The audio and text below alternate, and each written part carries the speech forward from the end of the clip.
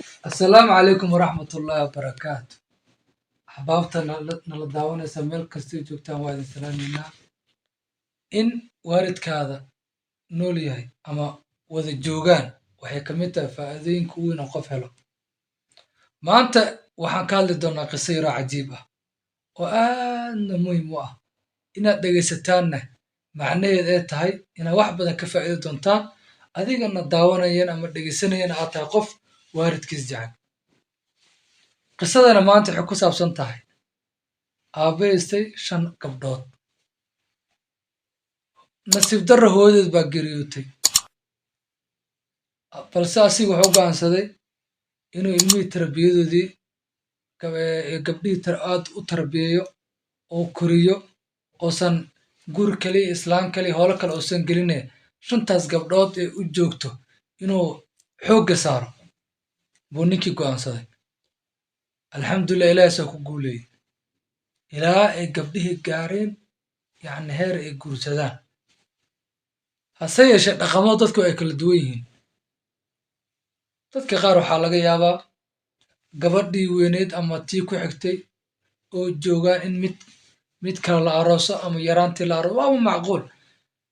Adagaan waxaa laga soo doonay gabdhihii, asigase wuxuu jeclaaday gabadha weyn inuu guuriyo marka koowaad, kadibna curadda midda ay ku xigto saas ilaa uu ku dhameeyo 5 gabdhood ayagoo reer loo arko. Gabadhii weyneyd waa ay diiday inay guursato, sababna waxay uga dhigtay aabe wax badan baad noo soo qabatay, yaraanteennii baana soo koriday, hadda alxamdulillah waa weynaanay, waxaan u baahannahay inaan garabkaada istaago, waxaan u baahanahay inaan kaa warqabo, waxaan u baahanahay inaadan ciishoonin oo garab aada weynin anna adaan kula joogaa. Gabdhihii kale si midba mar loo soo doonaya loo aroosayay 4tii gabdhoodba reeray yeesheen. Hase yeeshee waxaa soo haray aabbihii iyo gabadhii curadda. Abbaar kadib nasiib darro haddana odaygii waa uu geeriyooday. Odaygii markuu dhintay oo la soo aasay kadib waxaa la arkay waraaq dardaaran ah oo aabbihii ka tegey. Waraaqdaasi wax kale kuma qorneen, waxaa ku qorneed gabdhahaygiiyow haddii aan dhinto xoolo kale aan ka tago mahay oon gurigaan ahayn, gurigaanna yaan la dhaxlin iyadoon gabadha weyn aroosin. Inta ay ka aroosayso ka aqalgalayso guri yeelanaysane guriga ayada ha joogto. Laakiin dardaarankii aad bay warkii waa ku socon waaya gabdhihii kale 4tii gabdhood. Waxay yidhaahdeen annaga waxaan u baahannahay inaanu gurigayaga dhaxalno, xoolaheena inaan qaadanno baa annagu rabnaa. Imaa gabadha weyn ayaday u taallaa meeshay ka baxaysa iyo meeshay degaysay iyo mustaqbalkeedii annaga lama maamulno, ayadaa maamulato. Gabdhihii 4ta markay go'aankaas gaareen tii weyneed ayadoo la yaaban bay ku raacday tiri waaya.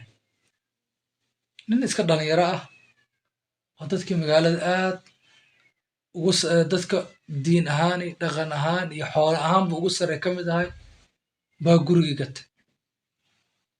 Hase yeeshee markaasi baahi goonin uma qabanina dhaqso kama uusan rarin. Markii lacagtii gurigii la gaday xoolihii la kala qaybsaday baa gabadha curadda waxay ku tiri ninkii bal intaa nin guriga wax ka raaraadsana ii kaadiyo muddo yar ii kaadi. Kadib wuxuu yidhi dhib ma leh. Waa uu ka maqnaaday isbuucii koowaad, 2 bil, 2 bil, 3 bil buu ka maqnay. Maalinkii dambe u soo noqday. Gabadhii markay ninkii aragtay aad bay u naxday. Yaa subxaan allah, warni raallahaw maanan guurin, inaan guuro ahayd, isaanay ahayd, adi aad u cabaatay. Ninkii nin wanaagsan ahay baa wuxuu ku yidhi walaal aniga waxa qisada waa maqlay, sheekadiina waan ogaaday, wixii dhacayna waa ka xumahay, anigana maanta inaan gurigan kaa raro uma aanan imaanin, laakiin ujeedkayga taas waa ka duwan yahay. Gabadha waxay tiri maxaa ujeedkaada? Wuxuu ku yidhi aniga waxaan rabaa walaalay inaanu sida ilaahay rasuulkiisa raalli ka yihiin calayhi salaatu wasalaam aan ku guursado, gurigaana adi aan meher kaaga dhigo. Gabadha waxay tiri waa yahay, waa soo istikhaarena. Waayo yiri waa u soo noqday adiga muddo yar kadib gabadhiina waa ay ogolaatay. ilaahay wuxuu qadaray in gabadhii nin fiicanna siiyo, xoolana magaaladana taajir ah, ahludiin ah, gurigii ay gabdhihii kale ka gadaan ayaday dhaxasho, ayadoo weliba magaceeda ku qoran yahay iska leedahay, baa ilaahay ku arsuqay. walaadna ilaahay waa siiyey. muhiimadda qisadan waa maxa marka? muhiimadda qisada waxaa waaye baarinimada waalidka loo baarinimo sameeyo inaan lagu khasaaraynin. juhdigaad la imaatan inuu ilaah ku abaalmarinayo.